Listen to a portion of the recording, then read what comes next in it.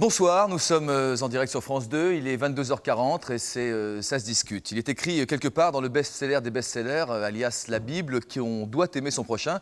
Seulement, il est écrit dans le même livre qu'il ne faut pas commettre l'adultère, qu'il ne faut pas voler, qu'il ne faut pas tuer son prochain. Alors quand le prochain en question déroge à l'une de ces règles de base, il devient dur de l'aimer et surtout de lui pardonner. Et c'est ce dont nous allons parler ce soir. Bien sûr, les religions recommandent de pratiquer le pardon. Bien sûr, 3 Français sur 4, d'après un sondage de l'IFOP, pensent qu'il est possible de pardonner le mal qui a été fait. Seulement, quand on a vraiment vécu ce mal dans ses tripes, dans ses chairs, dans sa vie, auprès de ses proches ou même de soi-même, la théorie devient délicate à mettre en pratique. Alors qu'est-ce qui est pardonnable et qu'est-ce qui ne l'est pas? C'est ce à quoi nous allons nous intéresser ce soir. Est-ce que ce sont finalement les hommes et les femmes qui décident en fonction de leur caractère s'il faut se venger ou pas? Ou est-ce que ce sont véritablement les circonstances qui font de nous tous, des vengeurs masqués ou pas masqués, ce que nous allons voir avec nos invités? Nous allons donc parler de tout ça, du pardon et de la vengeance, avec nos 5 invités de ce soir et tous ceux qui les rejoindront au cours de cette édition. En commençant avec vous, Monsieur Gomez. Bonsoir monsieur. Bonsoir. Monsieur Gomez, vous êtes entré à l'hôpital il y a un peu plus de 10 ans maintenant, c'était il y a 11 ans, pour être opéré d'une syphose de Scheuermann. Alors c'est peu connu, ça touche généralement les adolescents. Il s'agit d'une déformation de la colonne vertébrale. Alors souvent, on n'opère pas pour ce genre de maladie, si je peux dire. Ce n'est pas vraiment une maladie, c'est ce genre de déformation. Mais parfois on le fait. Enfin, en l'occurrence, en ce qui vous concerne, l'opération n'était pas indispensable. Le seul problème, et le problème vrai et que vous allez garder toute votre vie, c'est que vous êtes ressorti de l'hôpital après ce qu'on appelle un aléa médical paraplégique, c'est-à-dire dans un fauteuil, sans pouvoir disposer de vos membres inférieurs. Est-ce que vous pouvez déjà nous expliquer quelle est la nuance entre l'erreur médicale et l'aléa médical en ce qui vous concerne? L'erreur médicale, il y a un coupable. En tous les cas, on devrait arriver à prouver qu'il y a un coupable. L'accident médical, c'est la faute à pas de chance. Et ça, c'est le point de vue juridique. Et puis, à côté, indemnisation, donc procédure un petit peu compliquée. Si vous êtes victime d'une erreur médicale, au terme d'une procédure, vous devez être indemnisé. Si vous êtes victime d'un accident médical, vous n'êtes jamais indemnisé. D'accord. Puis aussi le côté humain dont on parlera tout à l'heure quand vous nous parlerez du ressentiment, de ce que vous pensez encore aujourd'hui de la personne qui vous a opéré, de sa conduite notamment après cette opération. Alexandre Arcadi est avec nous aussi. Bonsoir monsieur Arcadi, vous êtes réalisateur de cinéma, on le sait bien. Vous venez de signer 10 mois oui, qui est sorti le 19 avril dernier avec Jean-Hugues Anglade, avec une jeune actrice qui s'appelle Julia Maraval, avec Claude Rich, avec Patrick Braoudet qui a été notre invité également dans cette émission il y a quelques mois. Votre dernier film est une belle histoire d'amour difficile sur fond de mensonges, sur fond de maladie. Mais avant cela, et c'est aussi pour ça que vous êtes avec nous ce soir, surtout pour ça, vous êtes spécialement intéressé au Yom Kippour, au pardon en général, notamment en réalisant à 11 ans de distance votre diptyque, si on peut dire, donc les deux éditions du Grand Pardon, le Grand Pardon, et puis le deuxième volet qui est sorti plus de 10 ans plus tard. Qu'est-ce qui vous fascine, vous, en tant que réalisateur, dans le processus de pardon et dans le processus de vengeance? En ce qui concerne le Grand Pardon, c'était un genre, hein, c'est un film, c'était un polar, donc dans les films policiers, il y a des règles, des règles, un code d'honneur que les hommes du milieu ont comme ça en présence, et puis il y a des moments où on est obligé de passer outre les règles et de transgresser le code. Et en l'occurrence, par rapport au Grand Pardon, non seulement il transgresse le code d'honneur des hommes, mais le plus grave, c'est le code de Dieu. Et il sera rayé du fameux livre. Du Grand Livre. Du Grand Livre. On en parlera tout à l'heure avec un extrait, c'est un point important de votre film. Béatrice Saubin est avec nous. Bonsoir Béatrice Saubin. Vous avez aujourd'hui 35 ans. Vous avez passé 10 ans dans une prison en Malaisie. Dans un premier temps, on peut me préciser que vous avez été condamné à mort. Heureusement, ça n'a pas été exécuté. Un pan de vie qui est hallucinant, qui est donc entre 20 et 30 ans, ce qui vous concerne, et qui a été relaté dans un bouquin que vous avez écrit, qui s'appelle précisément L'épreuve et qui a été édité chez Robert Laffont, qui est très touchant, très précis. Vous racontez ces 10 ans de détention. Je précise qu'à l'origine, vous avez connu une trahison de la part de celui avec qui vous allez vous marier, que vous aimiez, et qui avait caché 5 kilos d'héroïne dans une valise qu'il vous a confiée, dans le double fond de cette valise. Comment vous avez réagi quand vous avez compris que c'était lui, Eddie en l'occurrence, qui vous avait trahi? À ce moment-là, j'étais remplie de haine et d'incompréhension. Enfin, tout était tellement mélangé. Et je dois dire que aussi le fait d'être confronté, je veux dire, au quotidien, chaque jour, à des agressions nouvelles, eh bien, m'ont aidé un petit peu à sortir de cette cible. Parce que c'était pas possible. Si j'avais été jetée dans une cellule seule, si on m'avait servi les repas comme ça par un petit guichet, alors que là j'étais vraiment dans cet univers carcéral avec d'autres perversités, avec d'autres incompréhensions, la langue, les cultures, parce que j'étais dans un pays multiracial, et tout ça fait que Je veux dire, bon, cette haine, elle a commencé un petit peu par se diversifier, parce qu'il y avait d'autres sujets de haine. Je veux dire, quand vous êtes humilié au quotidien, quand on se moque de vous, quand on vous traite de conne, et puis qu'on se sent une conne, Vous avez même subi le racisme à l'envers, si je peux dire, par rapport à ce qu'on connaît aujourd'hui en France. Je sais ce que c'est pour cette raison aussi, peut-être que d'abord il y a eu l'envie de...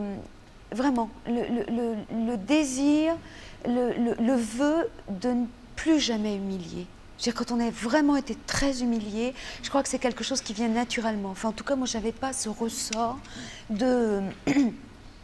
Et puis... Ce qui est difficile à expliquer, ce que vous allez nous expliquer pendant cette émission, c'est que ces 10 ans de prison terrible, hein, dans une prison en ciment de quelques mètres sur quelques mètres, de 4 mètres sur 3, vous avez finalement, vous en avez tiré un enrichissement personnel qui est assez important et qui constitue ce que vous êtes aujourd'hui. Vous nous parlerez également donc de ce que vous ressentez vis-à-vis de ces taulières, si je peux dire, celles qui ont été sur votre dos pendant une dizaine d'années, même si à la fin ça s'est mieux passé qu'au début. Vous nous parlerez donc d'Eddie, et puis également du juge Lee, celui qu'on appelle le pendeur, et qui vous a d'abord condamné à mort. Guy Morel, bonsoir monsieur. Bonsoir monsieur. Votre femme a été abattue Assassinée, oui. par un tueur de sang-froid. C'était lors d'un hold-up dans un hypermarché où elle était caissière. L'assassin est toujours en prison, ça fait maintenant 16 ans. Il a été condamné à perpétuité. À perpétuité. C'était après l'abolition de la peine de mort, mais c'était avant qu'on établisse les fameuses peines de sûreté. C'était en 1979, dont la peine de mort était en vigueur. Et il a été jugé en 83, c'est-à-dire après l'abolition de la peine de mort. Puisque le président Mitterrand l'a aboli en 81. Enfin, monsieur Badinter. Monsieur Badinter, en l'occurrence, voilà. Est-ce que vous imaginez qu'un jour, cet homme puisse sortir de prison? À aucun moment, je vous le dis franchement, je suis venu ici pour la mémoire des innocentes victimes.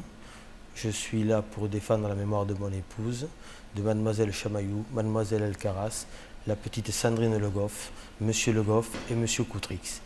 Réco, Tommy Réco, le fameux récidiviste, qui depuis 1962 est condamné une fois à perpétuité, une seconde fois à perpétuité, et aujourd'hui on remet en question le fameux Réco qui a demandé soi-disant une mise en liberté au juge d'application des peines à Châteauroux au mois de décembre pour retrouver sa liberté. Donc je suis entièrement, disons, contre cette demande et je n'accepterai jamais, autant que j'aurai, disons, un souffle de vie, que Réco puisse un jour retrouver la liberté. Catherine Lemoine, alors pour vous, Madame Lemoine, puisque vous êtes mariée depuis peu, le choix du pardon ou de la vengeance ne se pose pas dans des termes aussi graves que pour Monsieur Gomez, Madame Saubin ou Monsieur Morel ici présent. En revanche, la trahison amoureuse que vous avez vécue dans vos chairs et qui vous a causé beaucoup de douleur, je crois qu'on peut dire que rares sont ceux qui n'y ont pas été confrontés un jour, partout dans le monde, à n'importe quel âge de la vie. Qu'est-ce qui vous a dissuadé de ne pas mettre en œuvre la vengeance que vous aviez dans un premier temps ourdie à l'encontre de votre ex-petite amie et de son ex-nouvelle petite amie? Tout à fait. Non, disons que je pensais pas, d'abord je pensais pas être trahie à ce point, je m'y attendais pas, je l'ai appris par une amie. Vous aviez un engagement qui était fort entre vous deux? Qui était très fort, en fait on vivait un peu, si je puis dire, en autarcie un peu sentimentale depuis donc de 86 à 91. C'est vrai que ce jusqu'à l'armée, hein, pour être précis. Jusqu'à l'armée, c'est vrai que l'armée a été un peu le déclic d'un état de crise dans notre couple. Mais c'est vrai que je suis un peu gênée de parler de trahison après des sujets aussi graves. Mais c'est vrai que la douleur, quand on ne s'y attend pas, qu'on est amoureuse et passionnée, c'était dramatique. J'avais l'impression que le monde s'écroulait sur mes épaules. Et je crois que j'ai jamais été aussi mal de ma vie, à tout point de vue, mental, de sentir le monde s'écrouler, physiologiquement, de savoir que l'homme que j'aimais m'avait trahi, m'avait trompée. Et je m'y attendais vraiment pas. Alors ce qui est touchant et constructif à la fois, c'est que depuis vous êtes marié avec cet homme et vous nous direz par quel cheminement vous êtes passé. Merci madame, et non pas mademoiselle. Monsieur Gazan, madame Dumont, mademoiselle Dumont, bonsoir. Florian et moi-même attendons donc tous vos appels pour réagir à l'émission. Vous pouvez soit nous téléphoner au 16 1 49 50 95 deux fois ou nous minitéliser, je ne sais pas, envoyer vos messages à travers le Minitel 36 15 code France 2. Pour parler directement à nos invités. Oui, et après avoir souhaité bonne fête à toutes les travailleuses et à tous les travailleurs, quand même, aujourd'hui, dont nous, le 1er mai, je dois signaler que vous pouvez même laisser vos coordonnées sur le Minitel et le téléphone pour participer à l'émission de demain soir mardi. Surtout, mais alors surtout, si vous êtes un professionnel ou une professionnelle de la route, chauffeur ou chauffeuse de taxi. On parlera beaucoup d'amnistie. Voilà, demain. camionneur, VRP, chauffeur-livreur. Si vous avez un avis bien tranché sur l'amnistie, avis positif ou négatif, alors soyez sympa, comme les routiers, contactez-nous. 16 1 49 50 95 2 fois ou 36 15 code France 2. Merci Mademoiselle Drummond et Monsieur Gazan. Effectivement, on parlera de l'amnistie et toute forme de pardon, mais cette fois-ci émanant directement de l'État vis-à-vis de ses citoyens, donc demain, juste après le fameux débat présidentiel qui, vous le savez sans doute, opposera Monsieur Jospin et Monsieur Chirac. Ici, on est directement concernés par l'affaire puisque nous sommes au studio 102 et que les deux candidats à la présidentielle seront demain soir en direct du studio 101, donc tout sera un petit peu bouleversé. Mais on sera avec vous donc demain soir, juste après ce direct sur France 2. On va regarder un premier extrait de film qui fera réagir Madame Lemoine, avec un extrait de cinéma. C'est vrai que le cinéma mondial, du thriller jusqu'au plus tristoun des mélodrames, a très souvent posé la question de l'adultère et du pardon. Marcel Pagnol, ce génie s'y est même magnifiquement essayé avec la complicité de Ginette Leclerc, avec la complicité de Rému, avec également la complicité de la chatte Pomponnette. Vous vous en souvenez, c'était la femme du boulanger. Ne me pardonne pas. Ça me fait mal. Mais ne parle pas tout le temps de pardon, tu vas finir par me donner des idées, là.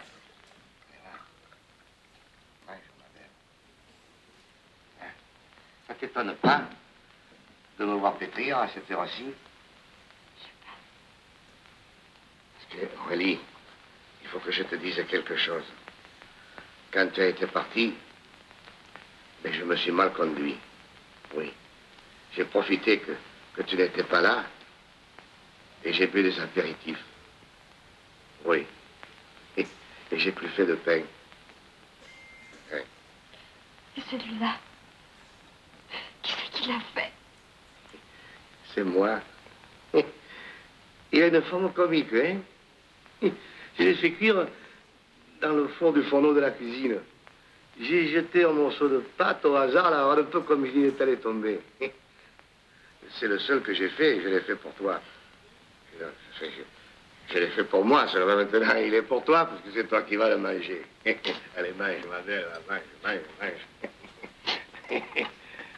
On fera.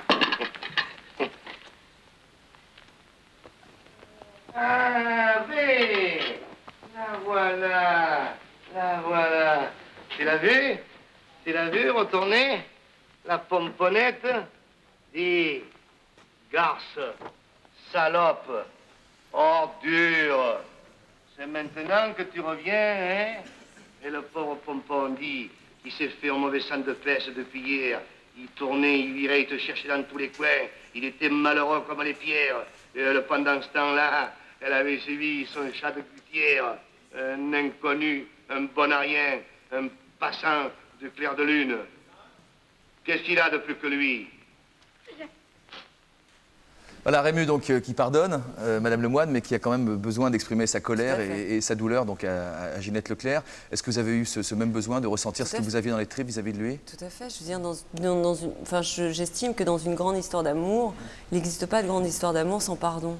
Et le processus du pardon se fait par la communication. C'est vrai que lorsque vous souffrez, et c'est terrible cette souffrance, c'est pour ça que je suis ici, c'est pour dire à tous ces gens qui en amour, j'ai souvent entendu autour de moi, parmi mes amis, l'environnement me dire, moi, mon mec me trahit, me trompe, je le quitte immédiatement, il prend sa valise, il part. Vous trouvez qu'il faut quoi? Il faut s'asseoir sur son orgueil, il faut pardonner plus souvent? Je crois que souvent la notion de pardon en amour, c'est l'orgueil qui fait réagir. Et c'est vrai que chez une femme, c'est terrible. Vous êtes déchiré entre non mais c'est pas possible, comment il a pu me tromper. En plus vous essayez de savoir, vous essayez de rencontrer, vous essayez de savoir ce qu'elle a de plus que vous. Et avant de le traiter, de dire t'es le pire des salauds, qu'est-ce que moi je n'ai pas fait? Comment s'est passée votre rencontre avec l'autre jeune femme? De façon très fortuite, je me souviens, c'était donc en province. Et ça vous fait rigoler aujourd'hui? Oui, complètement, parce que j'ai évacué tout le venin. On en a tellement parlé que maintenant, c'est vrai, je suis contente que ce soit arrivé en 91 et ça nous a donné, en fait, ça nous a renforcés. Et par contre, c'était très fortuite, donc notre rencontre, j'allais juste acheter un paquet de cigarettes et je l'ai vue, elle a couru, c'était dans un café. Et elle a couru, je suis allée. Là, je me sentais forte. C'est une fille que vous connaissiez déjà? C'est une fille que je connaissais qui faisait partie de nos amis. Et c'est vrai que je ne m'étais pas rendu compte. Elle était souvent à nos dîners, elle était souvent là, parce qu'elle était une amie d'une amie. Enfin, ça se passe toujours comme ça. Et puis évidemment, on dit toujours que la femme trompée ne s'en rend pas compte. C'est tout à fait vrai. Je suis tombée dans le panneau direct. Qu'est-ce que vous êtes dit alors ce jour-là? Alors justement, quand je l'ai rencontrée, c'est vrai que je me sentais forte et je me suis dit, après tout, l'attitude à prendre, c'est d'avoir la tête haute. J'étais dans la position de la femme trompée. Tout le monde le savait. Tous les copains, tous les potes de Christophe le savaient. Donc je me suis dit, tu gardes la tête haute, tu vas la voir. Et au lieu d'avoir... C'est vrai que dans un premier rapport, c'était de l'agression. J'avais envie de lui faire du mal. Moi, je souffrais, j'avais envie de lui faire du mal. Et je me suis vite rendu compte qu'elle souffrait autant que moi. Parce qu'en fait, Christophe ne m'avait pas quittée, parce que c'est lui qui m'avait quittée en plus. C'est que vous en aviez chacune une moitié, si je peux dire? Quelque part, je crois que je lui ai dit, et à elle aussi, je lui ai pardonné, je lui ai dit, je crois que tu souffres autant que moi, à part que moi, je l'aime depuis plus longtemps que toi. Donc là, maintenant, on en parle, toutes les deux femmes qui ont le cœur déchiré, on vibre pour le même homme, il a beaucoup de chance, et puis on ne va pas lui demander de choisir, et simplement de savoir qu'on souffre toutes les deux. Et c'était, quelque part, ça a été presque une complicité féminine, parce que j'ai vu dans son regard autant de tristesse et autant de malheur que dans le mien. Alors vous êtes séparés avec cet homme, et puis Oui. Quelques semaines plus tard, il vous a rappelé en se disant qu'il s'était trompé. Un mois et demi, quand Un mois et même. demi, ça fait quelques semaines, ça fait 6 semaines. Oui, Il c'est vous a vrai. rappelé. Il vous a dit qu'il avait commis une erreur, que vous étiez la femme de sa vie. Non, pas du tout, Non, ça il s'est vous a pas dit passé quoi? comme ça. Il a voulu... il a essayé... Bon, il a beaucoup de sensibilité, et enfin, sa sensibilité était revenue. Et au bout d'un mois et demi, il m'a rappelé, j'étais au travail, j'ai essayé de reprendre un petit peu goût à la vie, parce que j'avais vraiment touché le fond. Franchement, je ne pensais pas un jour toucher le fond à ce point-là. Une image peut-être toute bête, mais pleurer en mangeant un cassoulet froid, ça m'est arrivé, quoi. C'était vraiment... Et de me dire, c'est pas possible, tu as pleuré les larmes de ton corps, mais tellement de me dire, j'aime, et pourtant je le déteste, je le hais pour ce qu'il a fait, être capable de m'avoir trompée, parce qu'en plus c'était long, c'était 6 mois, quand on vous dit qu'un homme est l'homme de votre vie, quelque part, et puis toute Pendant 6 mois, il a une histoire avec une autre en parallèle. Voilà, parallèlement. Et donc, moi, j'ai essayé tout simplement de... Quand il m'a rappelé, c'est vrai qu'il a été très émouvant. Il m'a dit que, bon, il adorait faire la fête avec ses copains. Il était en pleine période un peu de remise en cause. Il était à l'armée. En plus, il était un peu pistonné. Il était donc choyé. Il était à Ballard. Enfin, bref. Et il avait envie d'autre chose. Moi, j'avais envie d'un cocon, j'avais envie d'un appartement, de commencer une histoire d'amour, d'avoir des objectifs. Et lui, il n'avait pas d'objectif à ce moment-là. Il avait envie d'aventure, de Lui, il prendre un avait- treillis, voilà, partir dans la brousse. Non, non, c'était pas du tout le style. C'était plutôt lui dire, voilà, j'ai 23 ans, elle a 25 ans, on a 2 ans d'écart. Se dire, moi, j'ai pas envie de ce cocon, j'ai pas envie de cet appartement. Elle m'étouffe, c'est la locomotive de notre couple. Pour l'instant, moi, c'est pas ça que j'ai envie de vivre. Donc vous le comprenez quand vous en parlez dans ces Absolument. termes-là. Et comment vous êtes rabiboché exactement? Eh bien, écoutez, moi, je suis très joueuse. Je lui ai dit, voilà, donc je l'ai écouté pendant 2 heures au téléphone. Et il m'a simplement dit qu'il n'avait plus envie de vivre, enfin, de s'amuser. Il lui manquait quelque chose dans sa vie. C'est dur comme lapsus, hein. Il n'a plus envie de vivre. Ouais. Donc il se remet avec Ouais, vous. ouais. c'est- Non, ça s'est pas fait comme ça. Non, ça s'est pas fait comme ça. Qu'il avait plus envie de faire la fête, que même quand il était avec son verre de whisky en boîte, avec ses potes, il lui manquait quelque chose. Il lui manquait, vraiment, il lui manquait l'essentiel. Et Donc là, il était un peu à votre merci. Est-ce que vous avez eu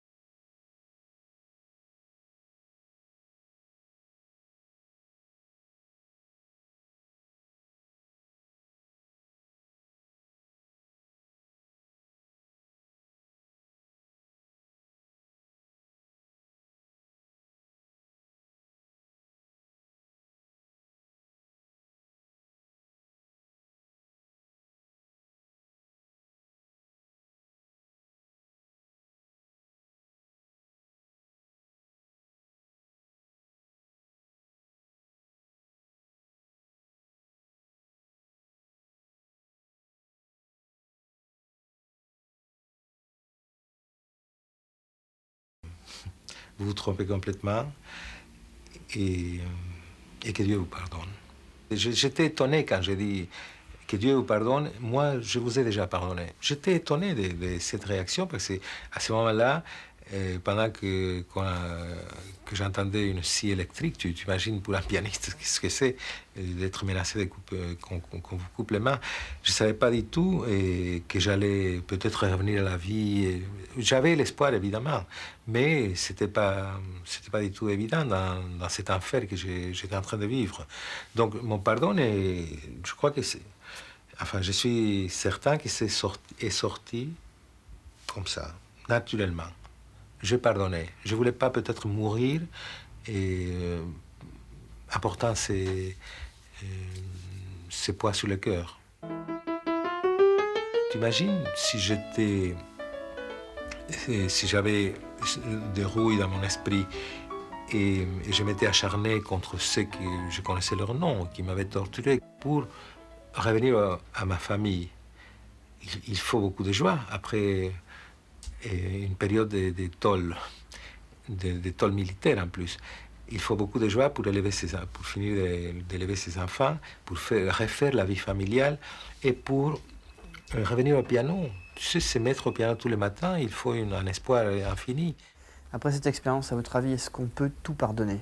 Je me disais intérieurement, quand je faisais une prière, je disais, Seigneur, qu'ils ne s'attaquent pas à mes enfants. Parce que ça, je ne pourrais pas supporter. Quand je faisais la prière, j'ai sauté la phrase du pardon. Je ne pouvais pas dire je vais pardonner mes ennemis comme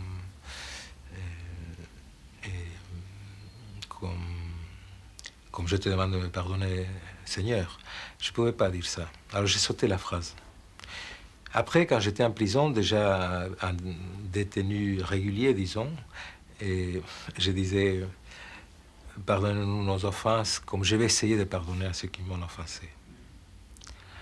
Voilà. Mais depuis très longtemps, je l'ai dit sans crainte, sans haine.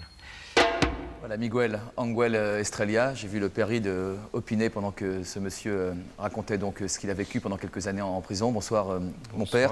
Je dois faire réagir d'abord Béatrice Saubin. Miguel Ángel Estrella a immédiatement dit à ses tortionnaires, au moment même, vous l'avez entendu, au moment même où vous allez le torturer, ou il menaçait de le torturer en tout cas, qu'il les pardonnait. Et pourtant, des années plus tard, il n'arrive pas à lire cette phrase du Notre Père qui concerne le pardon. Comment vous expliquez ce paradoxe? Moi, je n'ai pas vécu ça, parce que pendant la période de condamnation à mort, où j'ai jamais autant aimé la vie, où j'ai jamais autant aimé la vie et les vivants, et en même temps où je ne les ai jamais autant haïs. Parce que j'alternais entre ces phases. Ne parlons pas. Voilà, le paradoxe. Et je crois que c'est l'amour qui l'a emporté sur la haine. Et aussi pendant toutes ces années, bon, deux religieux venaient me voir et sont devenus mes amis. Et j'ai pris conscience d'autres souffrances plus terribles que les miennes. Mais, pardon, de votre arrestation jusqu'à votre libération, comment vous avez évolué pendant cette dizaine d'années? Comment j'ai évolué? D'abord, j'étais très jeune. L'incompréhension, mais vraiment, j'avais 20 ans. L'incompréhension, le cœur, vraiment. J'ai souffert dans ma chair, dans mon cœur, dans mon âme. Tout était... J'avais le sentiment de devenir folle. Et c'est la terrible réalité qui m'a empêchée de devenir folle. Et la haine, les premiers temps, qui m'a permis de faire face à ces nouvelles agressions, les gardiennes, la perversité des bonnes femmes, enfin... C'est-à-dire que la haine peut être porteuse d'énergie, comme le pardon, peut être porteur d'énergie également. Voilà. Moi, en tout cas, pour ce qui m'est arrivé... Attention, ne touchez pas trop votre micro. Pardon. Comment je l'ai ressentie? Je sais qu'elle était positive, cette haine, les premiers temps, parce qu'elle m'a permis de ne pas glisser à jamais dans le fond du puits, c'est-à-dire l'envie de mort, le suicide. C'est ce qui m'a tenue en vie. Pendant combien de temps? Il y a eu des... C'est pas si simple, c'est pas si simple. Je veux dire, on ne est pas 24 heures sur 24, je suis désolée, mais bon, il y a des moments d'effondrement, ça ne sert à rien, c'est l'impuissance. Qu'est-ce que je vais faire? Pourquoi? Toujours ce pourquoi. Pourquoi, mon Dieu? Je veux dire, cette incompréhension, parce qu'il y avait beaucoup de souffrance avant dans ma vie. Donc, mais pourquoi? Pourquoi toutes ces épreuves? Pourquoi toute cette douleur? Pourquoi toute cette souffrance? Et ensuite, un moment de renoncement terrible, où là, je me sentais vraiment partir. C'est pas venu comme ça, le pardon. Je crois que c'est la haine qui a petit à petit diminué, comme ça, au fil des années. Et c'est la conscience d'autres souffrances plus terribles que la mienne, des enfants, parce que cette religieuse qui venait me voir, elle est enseignante, elle me parlait des enfants martyrisés. Et je veux dire, et le fait de savoir qu'il y a pire autour de soi quand on vit quelque chose d'aussi terrible que vous, ça aide? Ça vous a aidé à tenir? C'est terrible à dire, mais ça m'a aidé à tenir, à me dire, mais il y a des... Attends, toi tu souffres, mais finalement, je veux dire, ta souffrance comparée à celle d'un enfant... Oui, mais vous ne saviez pas à l'époque quand vous sortiriez de prison, vous pourriez... Non. Si vous alliez sortir même de prison. Oui, et j'avais perdu la notion du temps aussi. Parce que... Vous étiez là à cause de deux personnes, hein, à cause de celui que vous alliez épouser qui s'appelle Eddie, enfin son nom de famille est un peu compliqué, voilà. c'est un Chinois. Oui. Et à cause aussi du juge Li qu'on appelait le pendeur et qui vous a d'abord condamné à mort. Oui. Est-ce que vous nourrissiez le même sentiment? Est-ce que vous aviez la même opinion de ces deux hommes au fil des mois, au fil des années? Est-ce que vous pensiez à eux? Est-ce que vous les avez oubliés? Alors, je dois dire que bon, la justice étant complètement soudée à l'exécutif en Malaisie, j'en ai beaucoup voulu au Premier ministre de l'époque, qu'il est toujours d'ailleurs, et qui souhaitait à ce moment-là, parce qu'il venait d'être élu... C'est en Malaisie, hein, je vous rappelle C'est en pour ceux qui Malaisie. nous rejoignent. Il venait d'être élu et il souhaitait se faire connaître parmi les pays non alignés comme un homme très fort, d'intransigeance, et il avait choisi comme cheval de bataille la lutte contre la drogue. Je tiens à préciser que sur ces 5 kilos d'héroïne, la drogue qu'on m'avait donnée, j'étais destinée à être arrêtée. Parce que n'importe qui sait qu'une drogue qui vient d'Asie pour être exportée en Europe n'est jamais à 10% pure. 10% pure, c'est ce qu'on trouve ici. C'est de la drogue entièrement pure qui a une valeur marchande qui doit être monstrueuse, qui doit être, vous savez... Oui, mais là c'était seulement à 10%. Ah. C'est-à-dire, c'était pour... vous savez peut-être, si vous avez fait des enquêtes, que la mafia collabore de temps en temps avec la police. Donc on balance quelqu'un. On balance quelqu'un, on donne de la drogue de très mauvaise qualité, donc finalement la perte est minime. La police, il y a une grande page de publicité, c'est très impressionnant, bravo. Et ce qu'il faut dire aussi, et ça se passe de la même façon en France, eh bien c'est que le dénonciateur récupère 10% de la drogue saisie, comme vous savez que les délateurs aux douanes, quand on dénonce quelqu'un, dit monsieur de la rue par exemple va transporter 5 kilos d'héroïne coupée malheureusement. Non, je ne parle pas de ça. Je parle pas de ça. Je parle de 5 millions de francs pour aller le déposer dans une banque en Suisse. La personne qui vous dénonce va toucher 10% de ça. Fonctionne comme ça. Donc autant que je prenne 10 millions, ça fera plus d'argent pour la personne qui m'aura dénoncé. Mais pour non, revenir... mais je veux dire, ça peut paraître non, vous avez été dénoncé. Vous avez été dénoncé par celui que vous adoriez, celui avec qui vous... Oui. Et j'étais pour lui, j'étais simplement... une jolie fille. Une cible, vous pensez, choisie? Non, choisie parce que j'étais complètement paumée à l'époque. Donc, et puis j'étais jolie, j'étais jeune, et sûrement, là encore, je suis désolée de vous prendre à témoin, mais vous êtes un homme, donc peut-être qu'il y a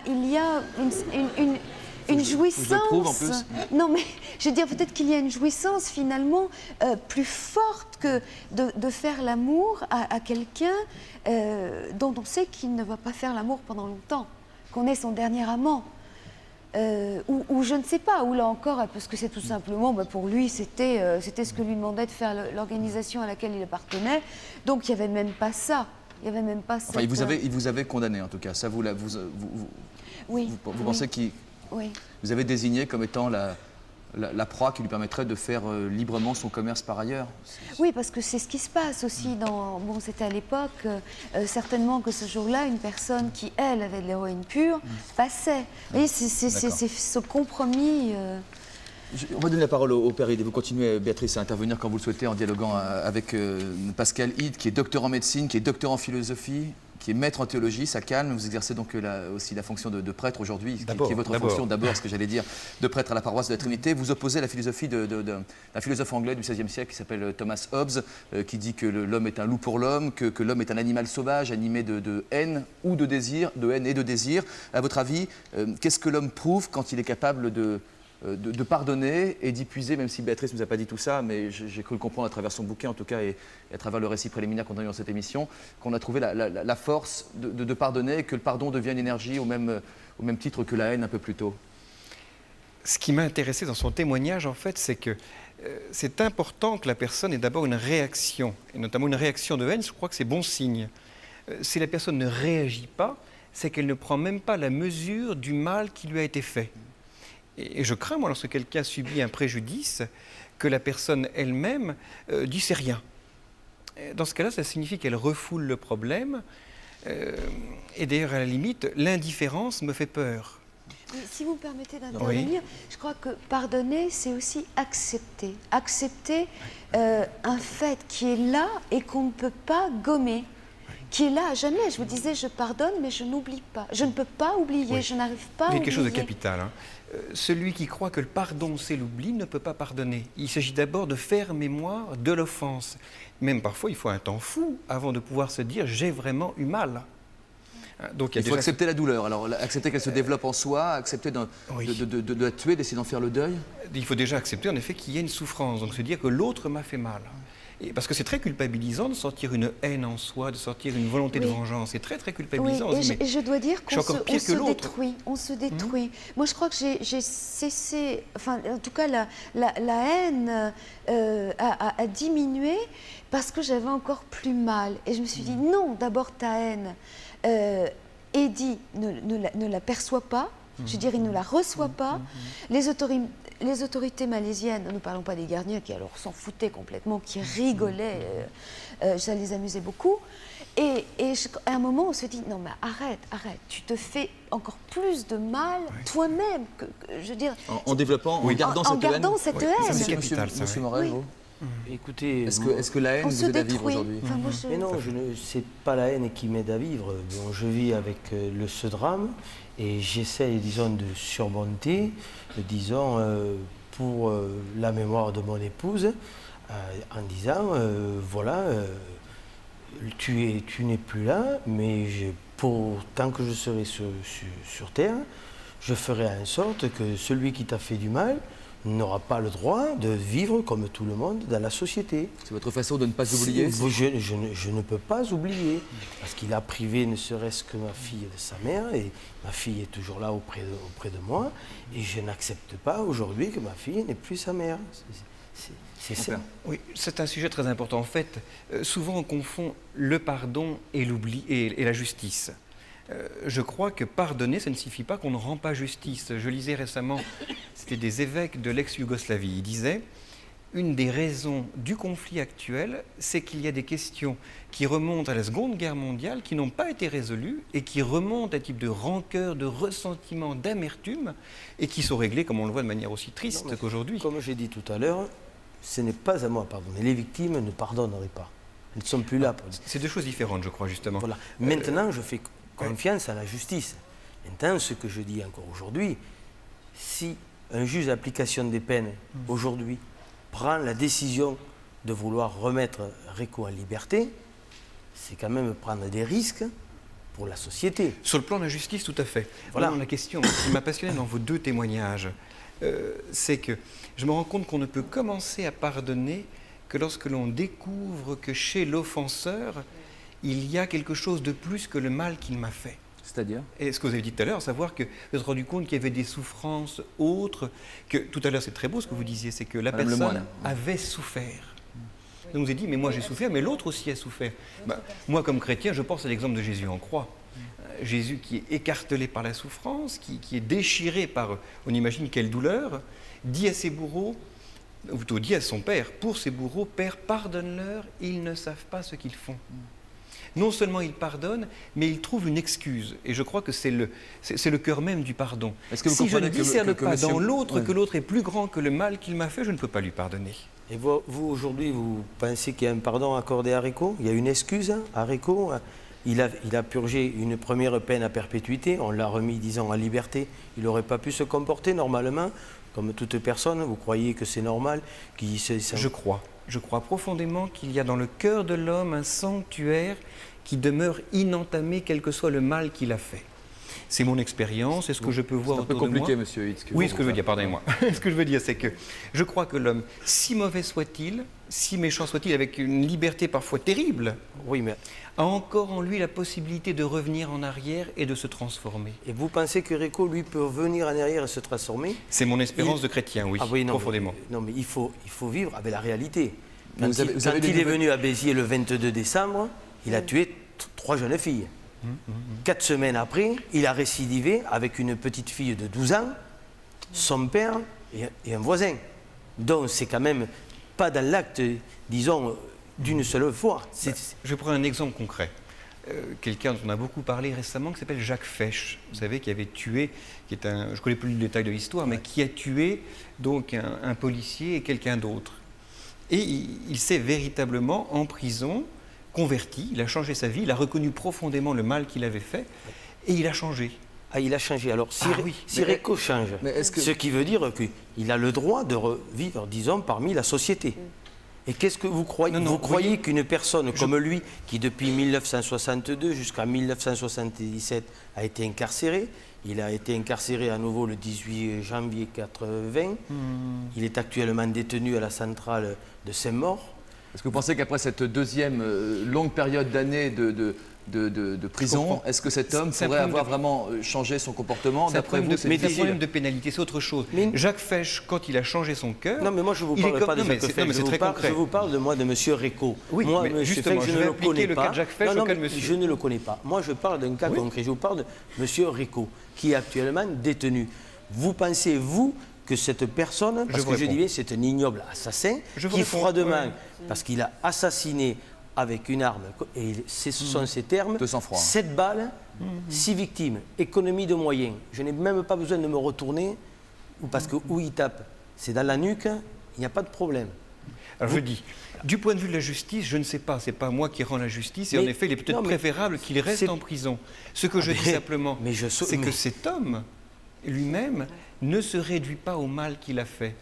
C'est ça ce que je veux dire simplement. Et de ce point de vue-là, il est pardonnable. Monsieur exprime son point de vue de chrétien. Il n'a pas consulté Réco, il n'a pas été le voir en prison ces dernières années. Monsieur Réco se comparait au Christ. Alors, non, mais se comparait au Christ. Vous êtes d'accord pour dire que je crois que ça relève tous les enfants de Dieu étaient comme lui, ça ne relève pas véritablement la justice. On va se rapprocher un peu de Dieu avec ce document. Après ce petit débat sur la question, regardez, je pense que ça vous fera réagir. On va maintenant s'intéresser à l'exemple donné avec votre patron, si je peux dire, entre le guide spirituel de centaines de millions de personnes, en l'occurrence le pape, qui recevait celui qui, quelques mois... et à qui il a pardonné, véritablement. Voilà. D'accord, on regarde ce document. C'était le 13 mai 81, sur la place Saint-Pierre à Rome. Rappelez-vous ces images.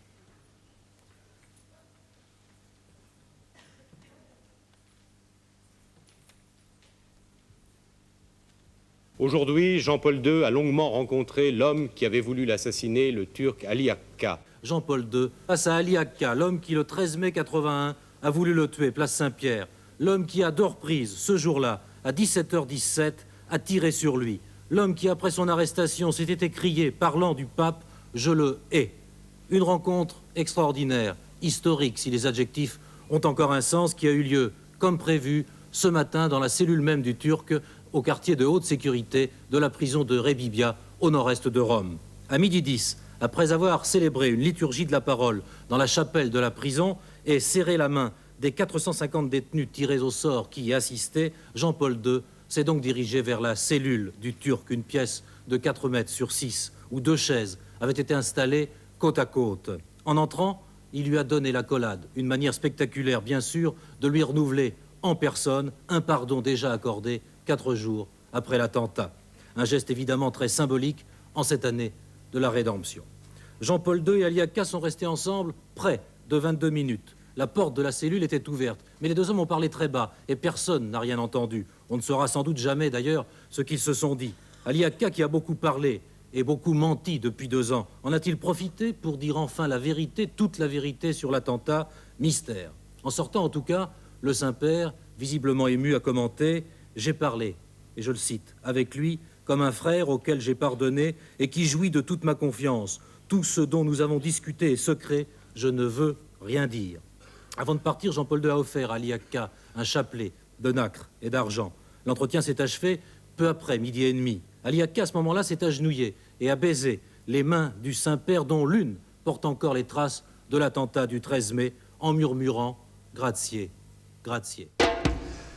On l'a compris, on ne sait pas du tout ce que sont dit ces deux hommes. Ce qu'on sait, c'est que cette visite papale a eu lieu 7 mois après l'attentat et que 14 ans plus tard, cet attentat qui a eu lieu en 81, Ali Aksa, qui est donc, c'est son nom, cet homme turc, est toujours en prison. Et le parquet de Rome, comme le président de la République italienne, M. Scalfaro, viennent de lui refuser tout récemment une remise de peine, comme quoi il n'y a pas de rapport direct entre la justice des hommes et le pardon de l'homme qui a directement été frappé. À votre avis, qu'est-ce que cette rencontre, même si, comme tout le monde, vous ne savez pas ce qu'ils se sont dit, qu'est-ce que cette rencontre a pu apporter à chacun d'entre eux? Je ne sais pas, je n'étais pas dans leur cœur. En tout cas, la confidence d'Ali Aksa est passionnante. Et il a vu que Jean-Paul II était un frère. Et donc, il a vu que c'était quelqu'un qui, comme lui, était un homme. C'est ça qui me paraît le plus important. Et donc, c'était quelqu'un qui était digne d'être aimé. Parce que le pardon, c'est de l'amour, finalement. Le pardon, c'est ce que vous disiez tout à l'heure, madame, qui m'a paru tellement beau, c'est j'ai compris que l'amour ne peut pas être séparé du pardon. D'ailleurs, c'est intéressant, c'est que le mot pardon, en français, comme en anglais, comme en allemand, comprend la racine don. Et j'allais dire qu'en effet, le signe même que j'aime, c'est que je suis capable de... Il y a une espèce de nouveauté dans le pardon, si vous voulez. J'ai subi une offense. Ayant subi une offense, qu'est-ce que je vais faire? Je peux me venger, ou bien je me dis, non, je refuse la vengeance. Et il y a quelque chose de créateur dans le pardon. Je crois que pardonner, c'est créer. Par exemple, pour un couple. C'est toujours bon pour celui qui pardonne, vous pensez, de pardonner? Alors, s'il n'y a pas refoulement, comme on l'a dit tout à l'heure, précisément, s'il y a véritablement reconnaissance que l'autre m'a fait mal. Si c'est une négation du mal, non. Et de la même manière, ou plutôt à l'inverse, est-ce que le désir de vengeance est toujours mauvais pour celui qui veut se venger, vous pensez? L'expérience montre qu'en fait, moi je me rends compte avec ceux que je rencontre, lorsque je rentre dans la spirale de la violence, la vengeance implique la violence, petit à petit, non seulement je fais du mal à l'autre, mais je me détruis moi-même, profondément, jusqu'au niveau somatique. Je vais donner un petit exemple concret. Une femme était fâchée par rapport à son frère, elle se dit, bon, ça fait des années, demain je lui écris. Le lendemain matin, elle se réveille, une fantastique arthrite au poignet. Le corps s'était révolté de lui-même. C'est-à-dire que... Le corps ne souhaitait pas qu'elle écrive. Même si son cœur le souhaitait, au bout d'un moment, c'est comme si c'était inscrit dans son être. Et donc, le refus du pardon pendant des années et des années avait commencé à comme ronger son cœur de l'intérieur. Mon père, est-ce qu'on peut pardonner sans être croyant, sans la foi chrétienne ou sans une autre foi qui vient d'une autre confession? Lorsque le traumatisme est grand, je me pose la question. Je ne sais pas. Je vous avouerai bien humblement, mais ça c'est une question d'expérience, que hors les juifs et les chrétiens, je n'ai jamais rencontré dans mon expérience de personne qui ait véritablement pardonné à une offense grave. Et c'est vrai que le pardon est inscrit au cœur même du judaïsme, mais encore plus du christianisme, puisque Jésus est venu réconcilier les hommes avec Dieu. Et moi, comme prêtre, une de mes plus grandes joies, c'est de donner le sacrement du pardon. On donne la parole à Alexandre Arcadi, peut-être, sur ce sujet.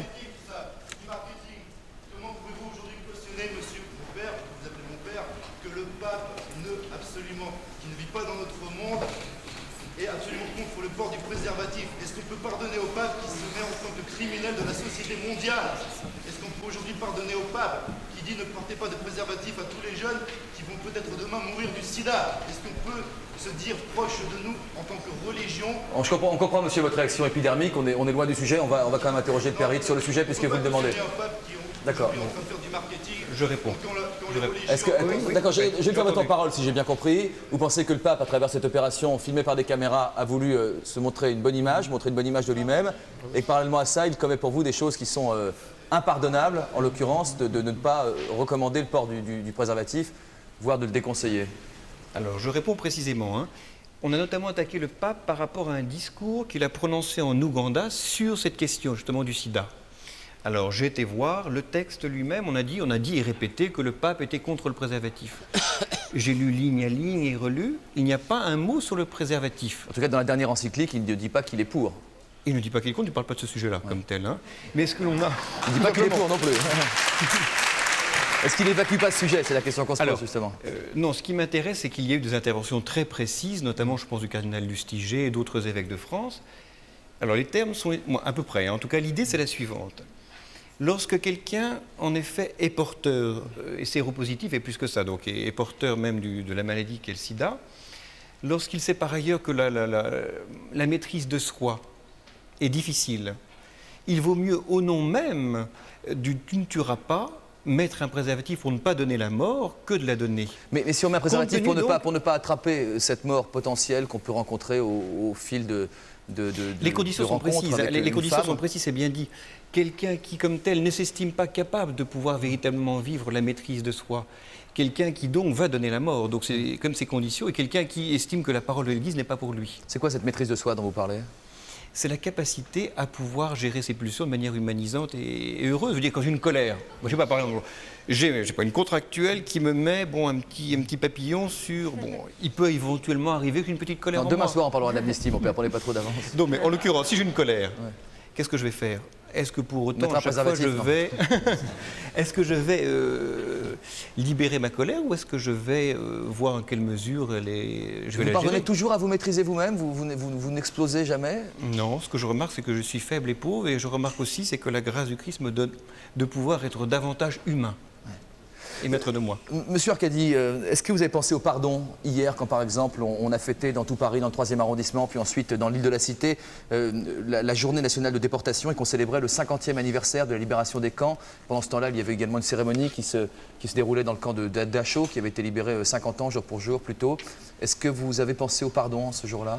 Bien sûr, mais je voudrais juste dire une toute petite chose, c'est que concernant la position de l'Église et du préservatif, je trouve que c'est très très important de constater que l'Église est totalement en retrait, mais les formes, alors qu'il y a un mot d'urgence, c'est mettez un préservatif, ça y va de votre vie. Et ça, l'Église ne prend pas cette responsabilité, et loin de là, contourne cette responsabilité par une espèce de petit commentaire qui est si vous allez donner ou... Non, c'est pas ça. Aujourd'hui, monsieur, il y a un grave problème. Il faut que l'Église prenne sa position.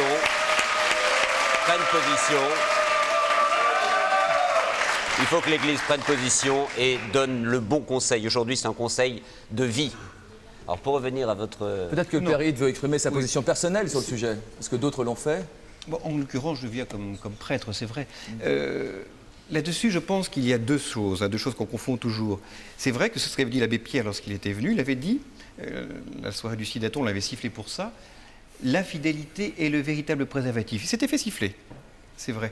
Ce que l'Église rappelle simplement, compte tenu de ce que j'ai dit avant, et qui n'est pas du tout une espèce de langue de bois, hein, qui est tout à fait réelle, c'est que, et ça me semble tout à fait important, c'est que il est possible de véritablement vivre une sexualité fidèle. Mais y compris quand on a 16 ans, 17 ans, 18 ans, 19 ans, qu'on découvre l'amour et qu'on ne tombe pas forcément sur la première ou le premier qui sera celui de sa vie. Mais je rencontre des jeunes tous les jours, j'en parle avec eux, et je peux vous dire que c'est véritablement possible.